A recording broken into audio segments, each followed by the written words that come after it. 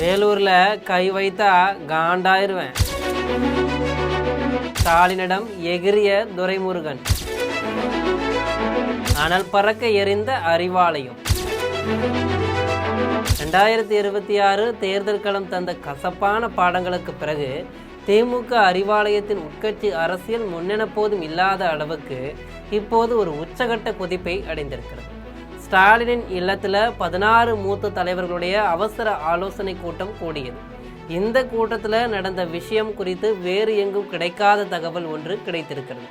தனி சிறப்பு வாய்ந்த இந்த சுவாரஸ்யமான செய்தியை நம் ஜெம் தொலைக்காட்சி மூலம் பார்க்கலாம். ஒரு தேர்தலில் தோற்கிறது சகஜம்தான், ஆனால் ஏன் தோத்தம்னு ஆராயிறது ரொம்ப முக்கியம். அப்படி திமுக தேர்தல் தோல்விக்கு பிறகு அதற்கான காரணங்களை அறிவதற்காக சில குழுவை அமைத்தார் ஸ்டாலின். தமிழகம் முழுவதும் ஆய்வு செய்த குழுவினர் தங்களுடைய ரிப்போர்ட்டை ஸ்டாலினிடம் தாக்கல் செய்திருந்தனர். ஆனால் ரிப்போர்ட்டில் பரிந்துரைத்தபடி எந்த ஒரு சீர்திருத்த நடவடிக்கையை கட்சி தலைமை எடுக்கவில்லை. குறிப்பாக 2 தொகுதிகளுக்கு ஒரு மாவட்ட செயலாளர் என்கிற சீர்திருத்தத்தை கூட ஸ்டாலின் எடுக்க முன்வரவில்லை. அதற்கு பல்வேறு காரணங்கள் திமுக தரப்பில் ஆஃப் தி ரெக்கார்ட் ஆக சொல்லப்பட்டன. இதனால் இந்த விவகாரம் நீர்பூத்த நெருப்பாகவே கனன்று கொண்டிருந்தன. இந்நிலையில தான் துரைமுருகன், டிஆர் பாலு, நேரு, ராசா, பொன்முடி, கனிமொழி, உதயநிதி உள்ளிட்ட 16 சீனியர்களை வீட்டிற்கு அழைத்து ஆலோசித்தார் ஸ்டாலின். இந்த ஆலோசனையில் சபரீசனும் கலந்து கொண்டார். மேலும் சென்னையில் உள்ள மாவட்ட செயலாளர்களில் சேகர்பாபு, மா சுப்பிரமணியன் ஆகியோர் அழைக்கப்பட்டிருந்தனர். மூத்தோர் சொல் முன் கசக்கும் பின் இனிக்கும். ஆனால் இங்கு ஒரு மூத்தோர் மற்றொரு மூத்தோருக்கு ஆப்பு வைத்த கதையும் சற்று சூடானது தான். அதாவது இந்த கூட்டத்தில் பல்வேறு ஆலோசனைகளை ஸ்டாலின் முன்வைத்த நிலையில் முக்கிய விஷயமாக 70 வயதுக்கு மேற்பட்டவர்களுக்கு மாவட்ட செயலாளர் பதவி இல்லை என்பதும் 2 தொகுதிகளுக்கு ஒரு மாவட்ட செயலாளர் தான் என்பதும் பேசினார் ஸ்டாலின். அது மட்டுமில்லாமல் இந்த மாற்றத்தை நிறைவேற்றுவதில் நான் உறுதியாக இருக்கேன் என்பதையும் அழுத்தமாக சொல்லியிருக்கார். அப்போது சட்டென்று குரல் உயர்த்திய துரைமுருகன், வேலூரில் என்ன மாற்றத்தை செய்ய போறீங்க என்று கேட்க, வேலூர் தவிர உங்களுக்கு வேறு சிந்தனையே இருக்காதா என்று எரிச்சலுடன் ஸ்டாலின் சொல்லவும் துரைமுருகனுக்கு சுள்ளன ஒரு கோபம் உச்சி மண்டைக்கு ஏறிவிட்டது.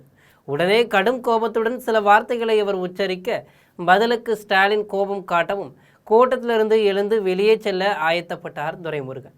பிறகு உடனே நேரு, ராசா, பொன்முடி ஆகியோர் துரையை சமாதானப்படுத்தி உட்காரவும் வைத்தனர். சில நிமிடங்கள் இறுக்கமாக செல்ல அதனை கலைக்கும் வகையில் சீர்திருத்த பிரச்சனை குறித்து கனிமொழி பேச தொடங்கியதால் அதற்கு பிறகுதான் சகஜ நிலைக்கு ஸ்டாலினும் துரையும் வந்தனர்.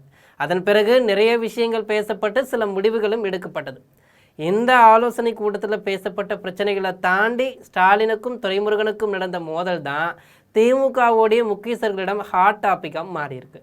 ஆனால் ஸ்டாலினுக்கும் துரைமுருகனுக்கும் இடையே வெடித்திருக்கக்கூடிய இந்த வார்த்தை மோதல் திமுகவின் அதிகார அமைப்பில் மூத்த தலைவர்களுக்கும் இளைய தலைமுறைக்கான சீர்திருத்த விருப்பங்களுக்கும் இடையே ஏற்பட்டுள்ள ஒரு தவிர்க்க முடியாத முரண்பாடாகவே நமக்கு காட்டுகிறது. அதாவது பழைய தலைமுறைக்கும் புதிய மாற்றத்திற்கும் இடையேயான அதிகார போட்டி என்றே சொல்லலாம். கட்சி பலமடைய 70 வயதானவர்களுக்கு ஓய்வு கொடுத்து இளைஞர்களுக்கு பதவி தர ஸ்டாலின் நினைக்கிறார்.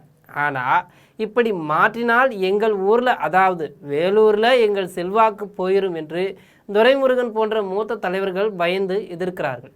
கட்சிக்கு மாற்றம் தேவை என்றாலும் காலங்காலமாக இருக்கக்கூடிய பெரிய தலைவர்களை பகைத்து கொள்ளவும் முடியாது என்பதால் இந்த சிக்கலை ஸ்டாலின் எப்படி சமாளிக்க போகிறார் என்பதில் தான் திமுகவுடைய அடுத்த கட்ட அரசியலே இருக்குது. ஆக பொறுத்திருந்து பார்க்கலாம். ஆக பொறுத்தார் பூமி ஆழ்வார் என்பதற்கு இணங்க ஸ்டாலின் சொல்வதை கேட்டு துரை சற்று ஒதுங்குவாரா என்பதையும் பொறுத்திருந்து பார்க்கலாம். முடவன் கொம்புத்தேனுக்கு ஆசைப்படலாமா என்று ஸ்டாலின் கேட்ட இந்த கேள்விக்கு உங்கள் பதிலை நம் கமெண்ட்ல பகிரவும். இதுபோன்று முடவன் கொம்புத்தேனுக்கு ஆசைப்படும் கதை மட்டுமல்ல, பதவி ஆசைக்காக, பணத்து ஆசைக்காக அரசியலில் சாக்கடை பாதாளம் வரை பாயும் விஷப்பாம்புகளுக்கு எதிராக செய்தி வெளியூட்டி நஞ்செடுக்கும் ஊடகமாக ஒளியூட்டும் நம் ஜெம் தொலைக்காட்சியுடன் எப்போதும் இணைப்பில் இருங்கள். நன்றி, வணக்கம்.